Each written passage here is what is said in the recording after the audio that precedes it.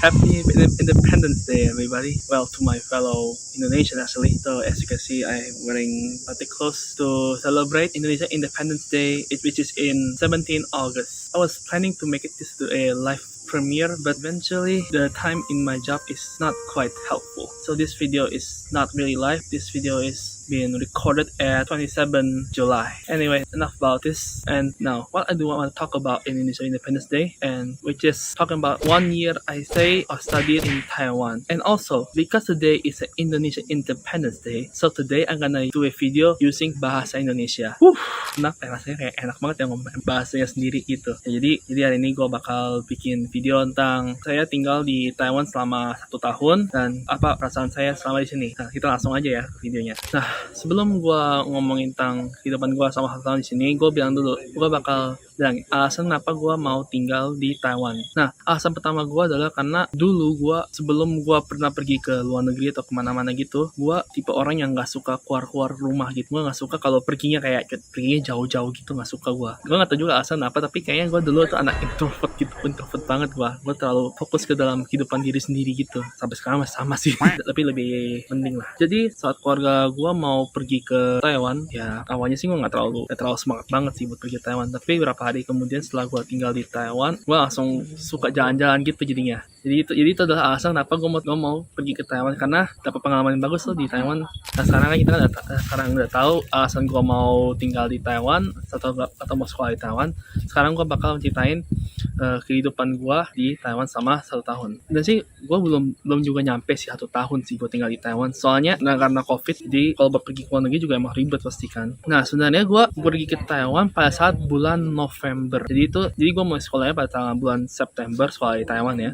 Sekolah Taiwan bulan September, tapi gue pergi ke Taiwannya bulan November. Jadi 3 bulan setelah sekolah. Jadi ya nggak bisa dihitung juga sih 1 tahun. Soalnya ya kurang lebih bisa dibilang sih 3/4 tahun lah buat tinggal di Taiwan. Nah, jadi gue bulan November, tanggal 28 November, gue naik pesawat pergi ke Taiwan. Nah, jadi sebenarnya yang pergi ke Taiwan tuh nggak cuma gue sendiri juga. Gue sebenarnya ikut agen. Jadi di Indo itu ada berapa agen yang bantu murid-murid yang kalau mau pergi ke luar negeri, terutama Taiwan, untuk sekolah. Jadi gue pergi sama beberapa murid yang dia juga dibantu sama agen itu. Nah, jadi kurang lebih sekitar kalau dihitung-hitung ya kurang lebih nyampe juga 20-30 yang juga nyampe sih. Tapi yang pergi Taiwan itu nggak selalu satu sekolah, tapi itu bisa beberapa sekolah. Ada yang bisa di sekolah di Keelung, ada yang bisa sekolah di Taipei, ada yang bisa juga di Kaohsiung, banyak daerah sih. Jadi gue pergi sama beberapa grup tersebut untuk pergi Taiwan. Nah, hari pertama kita pergi itu ya gue datang, gue juga bertemu dengan murid-murid lain yang dari daerah-daerah lain juga yang mau pergi ke Taiwan juga. Gue dari Jakarta, ada juga dari Surabaya, ada dari Medan, Palembang, ada beberapa banyak tempat sih yang mau pergi ke Taiwan juga. Jadi gue kesana ya bertemu sama beberapa murid lah, dikit lah ya, akan berkenalan dikit, tapi ya gak terlalu deket banget, cuman ngobrol-ngobrol, bincang-bincang gitu buat habisin waktu buat perjalanan ke sana. Terus ya gue juga ketemu sama teman yang bakal sekolah di tempat yang sama. Jadi satu itu dari orang Jakarta, satu dari orang Medan. Jadi ya kita ngobrol-ngobrol dikit, habis itu kita naik pesawat. Terus waktu kita naik pesawat itu, bukan cuma anak-anak kuliah aja yang pergi ke Taiwan. Ternyata juga ada anak murid kayak SMA gitu yang mau pergi ke Taiwan. Tapi kayaknya lebih banyak kan murid SMA sih daripada murid kuliahan. Nah, terus kita naik pesawat. Kita naik pesawatnya kurang lebih kita jam 4 gitu lah, kurang lebih jam sore gitu lah kita pergi ke Taiwannya. Terus jadi kita sampainya kurang lebih sekitar hampir tengah malam gitu lah, jam 9 jam 10-an, gue juga udah kurang inget. Habis itu kita saat sampai di airport, kita bawa semua dokumen kita pergi buat ambil bagasi. Nah, biasanya kan kalau kita ambil bagasi kan pasti diantarin sama kakak kelasnya ya kan, buat kayak bantuin tunjuk. Terus waktu itu sampai kita kayak diarahin sama para petugas dari terminalnya. Terus dia lebih bilang keren sih kan. Biasa kan yang arahin kita kan pergi, kadang udah tahu jalannya gitu kan, diarahin sendiri. Tapi ini mereka yang arahin kita. Jadi kayak orang-orang spesial gitu, kayak orang-orang artis itu. Jadi atau jalan ada orang satu arahin, habis itu atau sampai kayak di persimpangan gitu langsung diarahin juga kemana-mana gitu. Keren sih sebenarnya sih, bisa coba ngomongnya sih, keren sih. Habis itu kita cek bagasi, cek kayak scan gitu, ada yang barang yang bahaya atau apa enggak. Habis itu kita tunggu buat naik taksi. Jadi karena kita kan masih COVID, jadi kita mesti karantina dulu sama 14 plus 7 hari. Ini saat masih COVID masih agak parah dikit sih di Indo juga. Nah, jadi kita tunggu taksi. Habis itu saat kita udah ketemu taksi, kita langsung naik. Pertama kita di spray dulu badan kita, di spray hand sanitizer, sanitize dulu kita badannya. Habis itu kita dibantu sama supir taksinya buat taruh bagasi. Habis itu kita pergi, dia antarin kita ke tempat karantina yang kita di-assign. Jadi pasti perginya itu saat malam gitu, jadi lumayan kasihan juga sih sama para petugas taksinya gitu. Jadi mesti antarin kita pada saat lagi malam hari gitu. Apalagi yang antar taksinya tuh banyak kan orang-orangnya udah lumayan tua gitu liatnya, kayaknya nyampe 50-60an gitu. Ya itu ada perbedaannya agak gede juga ya. Orang modal kalau udah lumayan 50-60an biasa tugasnya biasa kayak menjaga toko atau enggak pantau para pekerjanya gitu kan. Kalau ini juga masih kerja gitu, keren sih. Terus saat kita udah sampai kita bayar, lumayan mahal sih kalau buat bilangnya sama duit Taiwan ya. Soalnya taksi atau mobil yang kalau kita pesen gitu di Uber atau apa gitu lumayan mahal kalau dibandingin sama Indo. Pas kita sampai ke tempat karantina, nah tempat karantina gue nggak terlalu tahu tepatnya di mana, tapi lokasinya kayak di daerah Taoyuan atau Taoyuan gitu. Soalnya tempatnya di sebelumnya Taipei, jadi lumayan jauh. Nah terus saat sampai gue tempat karantina gue itu tempatnya itu sebuah camp militer. Jadi ya tempatnya sangat ketat banget tempatnya pasti. Soalnya camp militer. Habis itu kita dibawa ke kamar yang buat karantina kita. Kamarnya sebenarnya buat saya sih tempatnya luasnya pakai banget sih. Luas pakai banget. Itu sih lebih bilang sih hampir lebih luas dari kamar hotel gitu. Ya isinya sih cuman kasur, meja, dispenser, ya gitu aja, kamar mandi gitu. Tapi ya lumayan gede sih buat dilihatnya. Terus ternyata juga itu nggak ada TV sih, lebih hebat juga. Nah setelah kita sampai, gua beresin barang-barang gua. Jadi gua lakukan karantina selama 14 hari. Itu karantina pemerintah, bukan karantina mandiri. Nah, jadi setelah 14 hari itu gue mesti tinggal di kamar tersebut. Terus gue mesti cek suhu jam 7 pagi sama jam 3 sore. Ya itu dia mesti diingat, mesti cek suhu. Habis itu dikirim ke grup lain atau apa gitu, ke petugas yang ngurusin di lain punya. Dan mereka kalau sosial media banyak kan pakai Line, jadi kita disuruh kirim suhu yang telah dicek di Line Group sama kirim fotonya. Habis itu mereka kasih makan pagi, mereka juga kasih makan siang, makan malam juga dikasih langsung ke gua, langsung kita semua gitu yang waktu karantina gitu. Ya jadi setelah 14 hari gua di karantina, akhirnya gua diantar sama teman gua yang nyata juga sempat karantina sama, yang bakal pergi ke sekolah sama dengan sama gua. Terus jadi kita sama-sama naik taksi, kita pergi ke universitas kita. Terus jadi gue sama itu kita naik taksi, kita kurang lebih 1 jaman lah. Kita lewatin beberapa kota, kita lewatin Taipei, kita kayak turis, kayak belum pernah ke Taipei gitu, kita sampai foto-foto gitu. Dan kita udah jalan, kita sampai dari Taipei, habis itu nyampe Keelung. Dari Keelung kita langsung ke karantina yang dari sekolah punya. Jadi itu karantina yang disediain buat sekolah. Dan itu karantina internasional ya.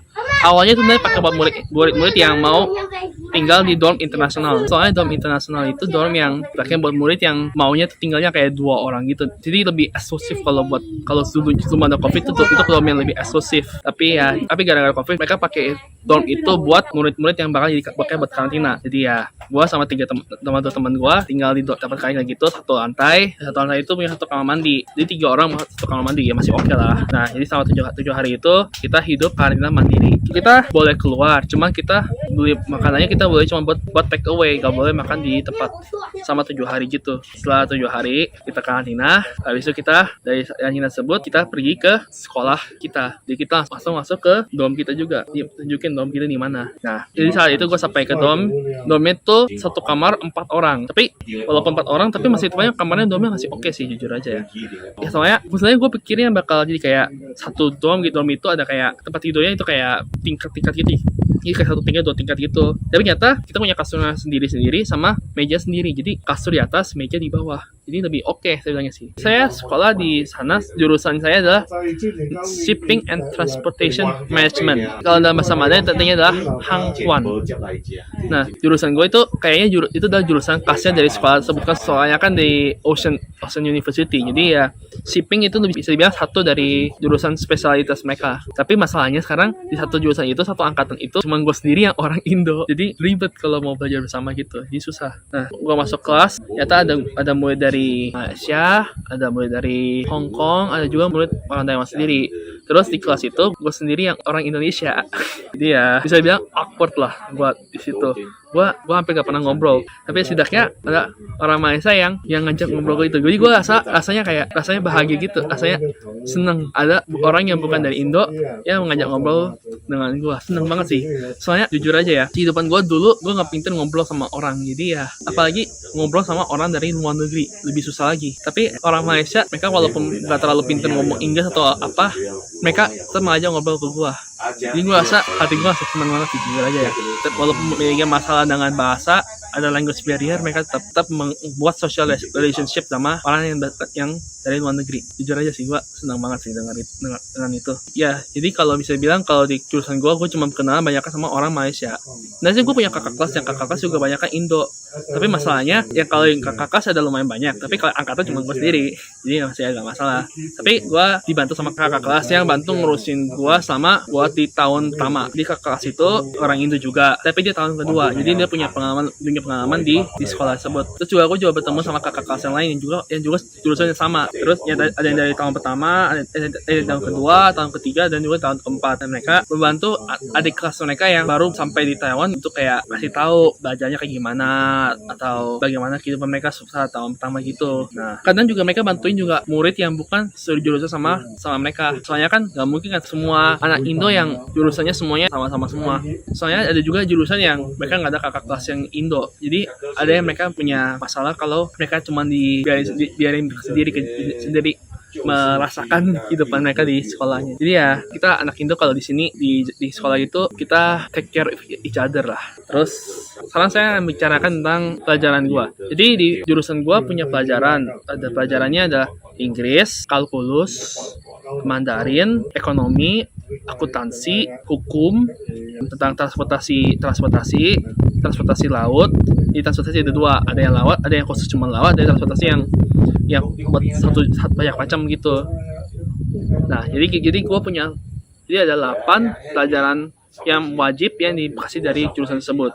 Terus kita sama pelajaran itu juga mesti juga pilih kelas lain. Jadi kayak mesti pilih pelajaran tambahan buat nambah poin gitu. Jadi seperti biasa di universitas kita mesti kumpul poin buat pelajaran kayak poin pelajaran gitulah, dan minimal mesti mendapatkan 120 poin sebelum lulus. Jadi gue semester pertama gue pilih dua kelas tambahan. Satu sih kelas tambahan cuman nggak ada poinnya, itu kelas olahraga. Jadi gue satu kelas olahraga itu adalah tenis. Nah, sebenarnya saya pernah main bulu tangkis, saya bisa main pingpong, cuma saya nggak bisa main tenis. Soalnya di Indo hampir nggak ada orang yang belajar main tenis di sana. Jadi gue pegang raket, lihat gurunya pegang kayak gimana, gue pegang gitu, tapi gerakannya tetap yang aneh pasti. Terus ada pilih satu pelajaran lain. Saya ada pilih satu kelas lagi, yaitu kelas AI. Jadi mengintroducing AI atau Artificial Intelligence. Sebenarnya ada banyak juga kelas AI yang dikasih di sekolah itu. Cuman saya pilih kayak kelas yang paling susah dari semua kelas. Soalnya kelas ini gurunya dia kasih video, masih oke kan? Video pelajaran kayak pelajaran langsung. Dia banyak kasihnya video. Jadi saat pada hari kelas itu dia kirim video, atau enggak satu hari sebelumnya dia kirim video. Terus kita mesti nonton video tersebut. Setelah itu besok harinya kita dikasih ulangan. Terus yang lebih parahnya, ulangannya dikasih waktu 10 menit untuk 20 soal. Mampus lah gua. Jadi gua mesti nonton video tersebut. Terus masalahnya walaupun saya nonton video juga bakal ngerti, soalnya videonya sepenuhnya Mandarin. Jadi masalah banget gua. Nah, tapi itu masih penting dibandingin sama pelajaran gua yang lain. Jujur aja, saat pertama kali gua sampai Taiwan, gua pikir gua selalu dengar katanya kalau Hangpan itu jurusan paling mudah. Tapi saat gue sampai situ, jurusannya nyatanya paling susah. Soalnya gini, pertama, pelajaran yang paling susah untuk jurusan saya adalah pelajaran hukum. Nah, pasti kan penasaran, memang hukum apa yang susahnya? Itu pelajaran yang paling susah. Soalnya kita di kelas, kita udah bawa buku, terus gurunya datang. Ya, nah, gurunya itu banyakan bicara tanpa lihat buku. Jadi dia kayak kasih presentasi, dia samping buku, presentasi gitu. Presentasinya nggak tunjukin yang ada di buku gitu, dia kasih tunjukin kayak PPT atau apa gitu. Dia langsung ngomongin aja hal-hal yang ada di buku, yang di presentasi itu kayak jenis-jenis hukum-hukum yang ada di Taiwan gitu. Ya mampus lah gue nggak ngerti dia ngomongin bagaimana. Soalnya dia nggak tunjukin di PPT-nya. Bahkan bukan cuma gue aja yang masalah, ternyata dari semua kelas itu yang paling rame dari semua kelas. Soalnya itu tunjukin kalau kelas itu yang paling susah dari semua pelajaran.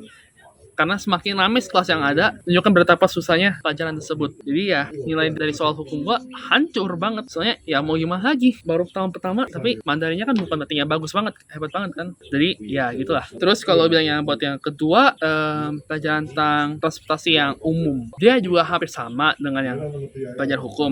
Cuman dia masih mending, soalnya dia tunjukin bagian-bagian yang dia sedang ngomongin. Jadi kayak kalau yang di hukum kan dia langsung ngomongin, dia nggak tunjukin ya bagian mana yang ngomongin. Kalau yang ini dia ngomongin bagian yang bakal dibicarakan, cuman dia nggak PPT-nya nggak tunjukin semuanya. Jadi kayak contohnya kayak dia ngomongin tentang kereta api, dia bakal di PPT bakal tunjukin kereta api, dia bakal ngomongin tentang kereta api, masih penting. Kalau di hukum dia ngomongin satu bagian, bakal dia tunjukin lagi bagian-bagian yang berhubungan tapi nggak ada di bukunya. Dia lebih hancur gua. Tapi yang alasan gue bilang yang kedua susah karena pertama pelajarannya di pagi hari, jam 9 pagi. Kalau di Indo berarti jam 8 pagi banget kan bagi yang kuliah. Jadi gue jam 9 pagi datang, kelasnya 3 jam. Terus lebih susahnya lagi, kita nggak boleh buka HP. Jadi kalau gue mau pakai buat translate nggak dibolehin, soalnya HP dilarang. Gue sampai trauma liat kelas itu, jujur aja ya. Nah jadi kalau bilang kelas sampai susah itu dah 2 kelas itu. Terus kalau yang kelas lain tuh ada yang susah, cuman nggak sampai separah susah gitu. Kayak kelas Inggris, gue sih lebih jago di Inggris daripada Mandarin, jadi ya oke banget saya. Terus ada kalkulus, nggak bagus sih, cuman ya nggak parah banget, masih aman kalkulus gue. Terus ada lagi kelas Mandarin, dari semua guru bahasa yang paling baik. Mau bahasa Inggris kayak Mandarin kayak Prancis kayak mau Jerman kayak gurunya selalu pasti baik. Soalnya kayak menjelaskan culture dari negara yang menggunakan bahasa mereka. Jadi lebih seru sama lebih enak buat dipelajarin. Jadi kalau pelajaran bahasa, gua aman banget pasti. Oh, ada. Kalau kamu dengar suaranya ini lagi ada orang yang lagi lagi performance gitu. Dan ini satu hal menarik di Taiwan. Kadang mereka sering buka performance di kayak di daerah-daerah khusus gitu. Banyak kan mereka buka performance di Taipei. Soalnya Taipei itu ada banyak lokasi-lokasi yang cocok kalau buat orang yang buka performance. Terutama di Ximending Night Market. Nah, kenapa Ximending Night Market? Soalnya Ximending Night Market itu dia night market, cuman dia lebih modern. Biasa kalau night market kan kita lihatnya kayak toko-toko yang ada agak ya pakai stall gitu, pakai pasang stand gitu lah mereka lah. Nah, tapi kalau yang di Ximending itu beda, soalnya dia ada yang stall gitu yang buat makanan atau enggak yang jual-jual barang-barang yang kawan-kawan gitu lah. Tapi mereka juga buka kayak toko-toko kayak contohnya Adidas, Puma, Uniqlo gitulah. Tapi kadang-kadang di jalan tersebut kadang ada orang yang buka performance. Kayak ini, performance ini kan orangnya nyanyi. Di sana juga ada nyanyi, kadang juga ada yang rapper juga bisa ada. Ada yang dancing, magic juga ada banyak macam. Ada juga yang stunt gitu loh. Jadi Ximending itu kayak tempat muncul para orang yang punya talent gitu. Jadi kayak Got Talent versi liar. Jadi ya keren sih. Ya lumayan hebat sih orang yang sih pakai bahasa Mandarin. Gue sih kalah kalau suruh nyanyi ya. Oke, kita balik lagi ke topiknya. Terus si Ping yang ayat ini, gurunya kayak si guru yang paling baik juga dari semua pelajaran. Selain guru bahasa, dia guru yang paling baik untuk pelajaran. Karena dia lebih perhatian sama murid yang asing. Karena saat hari pertama kita muncul, guru itu tanya-tanyain. Karena dia ada yang mulai dari mana? Ada yang banyak yang bilang ada yang Malaysia, Taiwan, Hong Kong kan. Saya sendiri yang dari orang Indo. Jadi terus dia kata apa? Dia lebih perhatian sama gue. Karena gue sendiri orang Indo, jadi gue sendiri punya masalah dalam bahasa Mandarin. Jadi dia itu yang paling perhatian sama gue. Terus itu juga diakui sama kakak kelas gue. Mereka juga bilang guru itu yang paling baik dari semua guru mata pelajaran. Ya guru ini kayak mengingatkan semua murid-murid yang di kelas itu kalau ada orang Indo. Jadi kayak dia menyuruh atau bukan yang menyuruh ya, tapi ya minta agar mereka bantuin orang dari Indo yang punya masalah dalam bahasa Mandarin. Jadi ya wow aja gitu saya bilangnya sih. Gurunya sih respect banget sih. Jadi kalau bagi kalian yang dari negara yang nggak banyak ngomong bahasa Mandarin, kalau ketemu gitu sih pasti bakal respect banget sama dia. Jujur aja sih respect sih. Nah di semester kedua ya gue sih masih lebih pengembangan, lebih cocoknya ngomongnya. Perkembangan ya masih agak maju dikit lah. Terus di semester 2 gitu ya pelajaran masih oke lah. Cuman saat waktu kita masuk pelajaran tiba-tiba COVID tambah lagi di Taiwan. Jadi ya kita setengah dari semester itu kita online. Jadi kayak gini ya masih mending lah. Ulangan online. Siapa yang nggak suka? Jadi Saya belum lihat semua nilai gua, cuman kayak lebih penting daripada di semester pertama gua. Setelah itu kan saya udah banyak ngomongin tentang sekolah, tentang pelajaran gua. Saya belum ngomongin tentang aktivitasnya. Saya juga lupa ngomong. Nah, saya di sekolah itu ada aktivitas buat yang murid Taiwan asli sama murid yang dari luar negeri. Jadi aktivitas yang dikasih di luar negeri itu juga lumayan banyak. Aktivitas pertama yang gue dapat itu adalah camping. Jadi gue sama beberapa murid yang dari luar negeri, ada yang Indo, Malay, sama Hong Kong.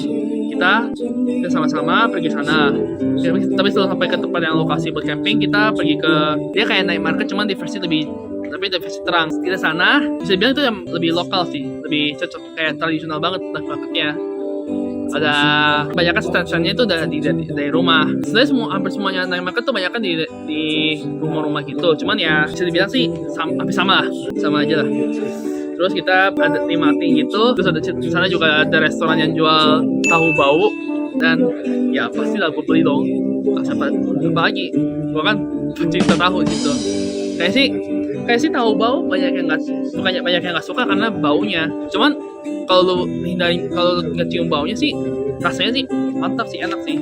Terus habis kita ke sana, kita ke tempat camping. Kita ada banyak aktivitas juga, kasih kayak game, masak, makanan gitu, barbecue. Ya gitu lah semua. Oke lah aktivitasnya lah. Kita juga ada senam pagi. Nah, terus habis aktivitas itu juga ada aktivitas Christmas gitu. Nah, di aktivitas Christmas gitu, gua ada bikin performance. Itu banyak performance. Terus gua ada bikin performance gua sendiri. Itu nari. Nah, kan pasti penasaran lah, tarian apa yang gua lakuin. Nah, saat itu lagu yang lagi booming itu adalah lagu Lisa, yang La Lisa atau enggak yang Money. Dua lagu itu lagi booming saat itu. Jadi ya mau gimana, jadi gue rasa cocok kalau gue nari lagu gitu. Ya cuma masalahnya lagunya kan buat cewek kan, itu nariannya buat yang kayak cewek gitu.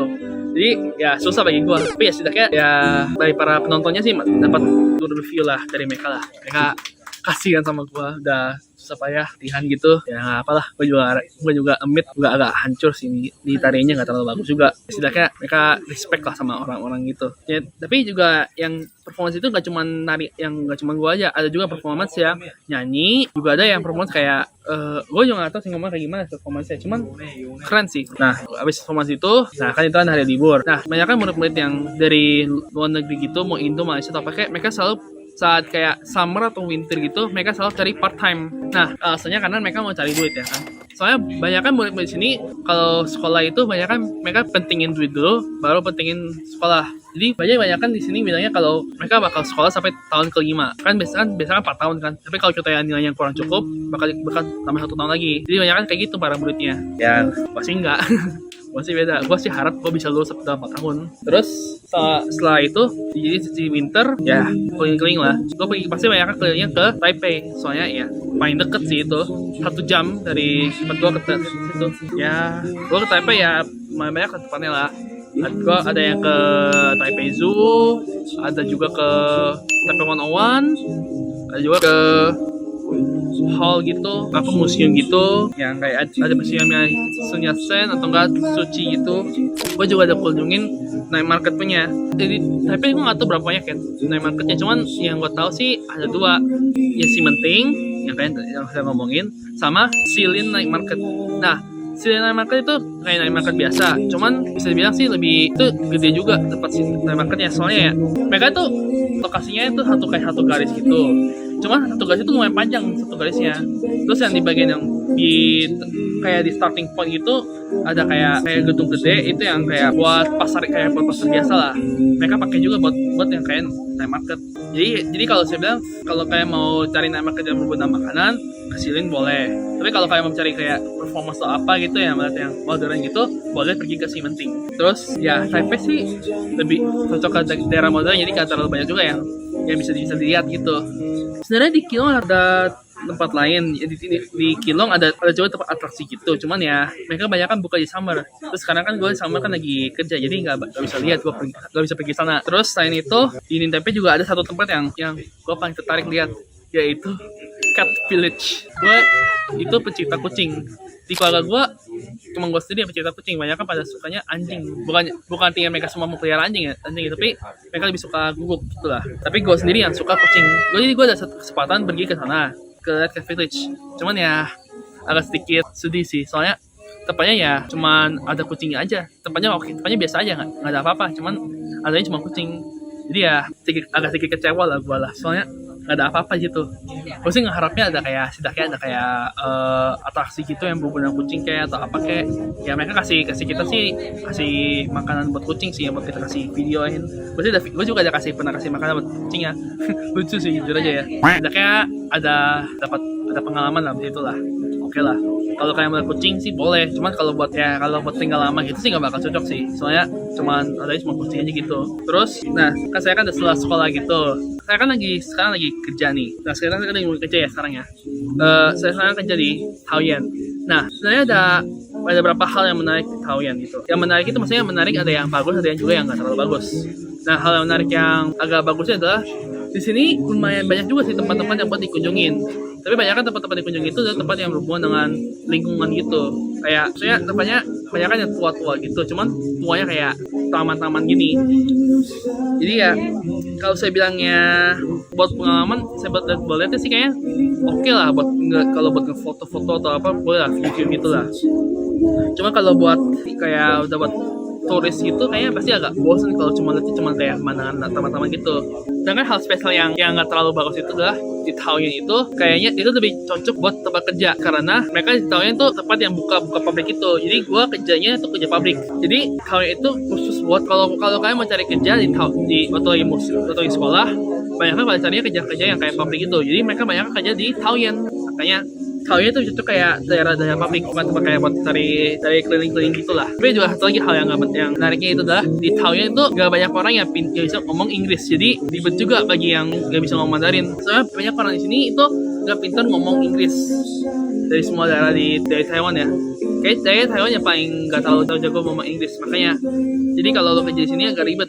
Makanya banyak kan kalau mau cari kerja Taoyuan itu kerjanya fisik jadinya. Tapi hal menarik dari kerja saya kan kerja selama 2 bulan. Kayaknya sih udah hampir 1 bulan saya sebenarnya sih. Saya dari tanggal 4 mulai. Jadi udah hampir 1 bulan gua di sini di pabrik itu. Terus saya bilang sih, gue sih selalu dengar banyak orang dari luar negeri kalau kerja di pabrik itu, kerja yang berhubungan dengan fisik itu paling capek. Apalagi bayarannya juga terlalu kurang. Terus kalau saya bilang sih, ya bagi buat dari penglihatan muda sih kayaknya masih oke lah. Karena soalnya kalau saya kerjanya itu kan kerja kan pasti ada seniornya gitu kan. Seniornya gue sih baik sih, mereka bantuin gue. Mereka juga tahu kalau gue gak pintar Mandarin, makanya mereka juga bantu kadang-kadang pelan-pelan bantuin gitu, nggak sampai kayak ngoceh-ngoceh gitu. Dan mereka itu kadang ada yang senior, ada yang oke, ada seniornya yang nggak oke. Ya jadi gue untung kan gue dapet seniornya yang oke. Terus ngomongin tentang bayaran ya, kalau dibandingin sama Indo sih bayaran di sini lebih enak. Mereka bayarannya per bulan dapat 30.000 NT. Kalau dihitung ke Indo, berarti kurang lebih sekitar 15 juta. Lebih worth it kan kalau kerja itu pabrik loh, pakai fisik loh, bukan apa-apa loh. Jadi bisa bilang, kalau saya bilang dari pandangan dari murid ya, kayak sih worth it kalau kerja di situ. Tapi kalau buat pandangannya buat orang yang bekerja full time, gue nggak tahu juga sih ya. Soalnya gini, mereka kerjanya jadwalnya kalau kerja lu part time, mereka kasih 4 hari. Mereka 4 hari kerja, 2 hari libur. Mereka pasti kan pikirnya kan hari Minggu gitu nggak dihitung kan. Soalnya kan hari Minggu kan emang hari libur. Tapi mereka nggak hitung, nggak ada tanggal merah. Jadi kerjanya tetap gini, tetap menghitungnya 4 hari, 4 hari kerja, 2 hari libur. Jadi kita kerja di Senin sampai Kamis kan kerjanya. Terus cuma Sabtu kita libur. Terus Minggu kita mau kerja lagi. Jadi mereka nggak hitungin tentang tanggal merah atau apa. Mereka selalu ikutin rutinitas gitu. 4 hari kerja, 2 hari libur. Nggak ada perubahan. Tapi itu yang bekerja part time. Tapi kalau yang buat full time saya kurang tahu. Soalnya waktu mereka kerja full time ya jadwalnya agak sedikit rumit buat dilihat. Kita kan udah ngomongin kerja. Sekarang gue akan ngomongin pendapat gue selama 3/4 tahun di Taiwan. Dan hasil pendapat gue adalah ya saya bilang kalau udah sama 3/4 tahun saya bilang oke. Rasanya sih enak lah tinggal di Taiwan. Soalnya jujur aja ya di sini banyak banget lihat orang yang kayak deket banget sama orang-orang dari luar negeri, terutama Malaysia. Terus ada orang yang kayak bule gitu. Tetap susah banget ngomongin tentang ini. Soalnya saya juga nggak tahu cara ngomongin perasaan gue saat tinggal di sini. Pokoknya bukan perasaan buruk lah. perasaan bagus lah gitu lah. Rasanya kayak happy gue sih tinggal di sini. Soalnya rasa kayak saya kayak diterima gitu di sini. Walaupun bukan orang Taiwan, mereka tetap terima gue. Gak ada kayak diskriminasi atau apapun gitu. Ya mereka sih ada orang yang kayak misalnya kayak gak enak gitu, ada orang yang gak pintar Mandarin, padahal mereka itu datang ke negeri kita tapi gak bisa ngomong Mandarin. Mereka kayak rasanya kayak gak enak gitu, rasanya gak suka gitu. Tapi gak semua kayak gitu, mereka tetap menghargai orang-orang yang datang ke sini. Mereka tahu kalau kita itu datang ke sini karena kita suka atau nggak penasaran. Jadi mereka berikan hospitalitas yang bagus bagi murid-murid kita di sini. Ya, setelah gue lihat sih ya kayak sih beneran sih mereka ada diterima. Soalnya saya udah kelilingin dekat daerah di Taoyuan, di Keelung, di Taipei. Gue udah kunjungi beberapa tempat. Terus ada beberapa toko yang bukan toko Taiwan, cuman itu toko Indo. Nah itu nunjukin kalau mereka diterima sama orang-orang Taiwan, walaupun pengunjungnya atau para pelanggan mereka itu masih walaupun cuma orang-orang dari negara mereka, tapi itu setidaknya menunjukkan kalau mereka itu diterima, kita itu diterima sama dari negara ini. Aduh, gue kayaknya udah ngomongin lewat 500 sih, kayaknya out of context sih gue ngomongnya sih. Tapi ya setidaknya terima lah. Tapi ya anyway, itu pengalaman gue selama 3/4 tahun. Ya ngomongnya 1 tahun aja lah, 1 tahun di Taiwan. Ya semoga yang para orang yang nonton ini menghargai lebih tinggi lagi. Semoga agar Taiwan lebih bisa dianggap sebagai negara yang independence ya. Semoga di negara yang memiliki independence mereka sendiri, yang memiliki demokrasi gitulah. Ya semoga Taiwan lebih banyak dihargai sama negara lain lah. Semoga juga banyak orang yang juga mengenal Taiwan dengan video ini. Ya, that's all for today. Terima kasih bagi yang nonton video ini. Kalau bisa, make sure to like, subscribe, atau nggak share lah video ini. Karena itu bakal bantu gua untuk masa depannya lagi. Itu ya buat sekarang. My name is Mia. See you guys next video.